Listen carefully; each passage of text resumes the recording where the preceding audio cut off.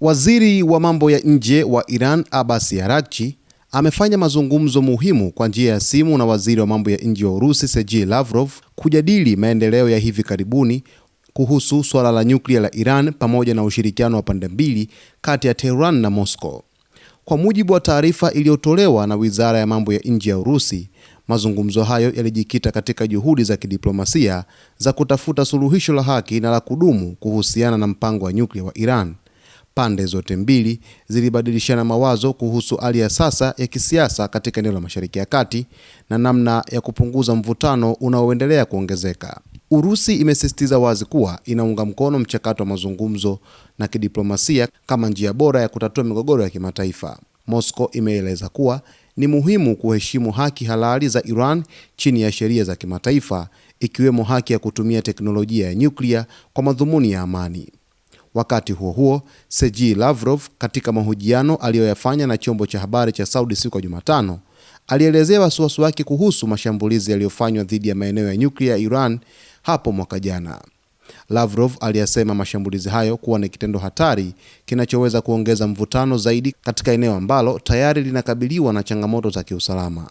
Katika maelezo yake, Lavrov alisisitiza kuwa Irani imekuwa ikitangaza mara kwa mara kuwa inazingatia na kuheshimu mkataba wa kuzuia ueneaji wa silaha za nyuklia NPT.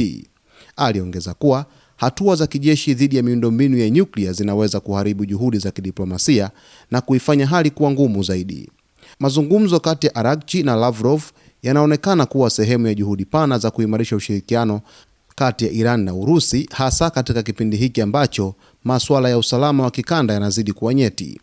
Nchi hizo mbili zimekuwa zikishirikiana kwa karibu katika masuala mbalimbali ya kisiasa, kiuchumi na kiusalama. Wachambuzi wa siasa za kimataifa wanasema msimamo wa Urusi wa kuunga mkono mazungumzo unaonyesha wazi kuwa Moscow haitaki kuona mzozo wa moja kwa moja wa kijeshi ukizuka katika eneo hilo, jambo ambalo linaweza kuwa na athari kubwa kwa usalama wa dunia na uchumi wa kimataifa.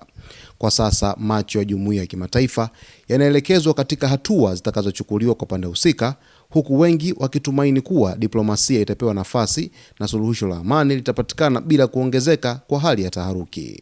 Ukanda wa Mashariki ya Kati kwa hivi sasa umekuwa na joto kwelikweli kufuatia hali ya Marekani kuongeza vitisho kwa Iran kupitia Rais Donald Trump, lakini vile hatua za kunukia za kuweza kutokea kwa shambulio dhidi ya Irani zinaonekana kukaribia kwa kiasi kikubwa sana baada ya Rais wa Marekani Donald Trump kusema kwamba zikipita siku 10 ndipo ambapo atakuja kutoa maamuzi yake rasmi sasa kwamba nini ambacho kitafuata. Lakini Trump ameeleza kwamba kama Irani haitofikia makubaliano na Marekani, basi jambo baya litawakuta zaidi, akimaanisha kwamba watafanya mashambulizi mazito na makali kwenda katika taifa la Iran, huku Irani ikisema kwamba imejipanga vilivyo kwa hatua zozote ambazo Marekani itaamua kuzichukua dhidi yake. Basi ni kuombe uendelee kujiunga nasi wakati wote kwa kuweza kuhabarika, kupata taarifa ambazo zinajiri huko ulimwenguni.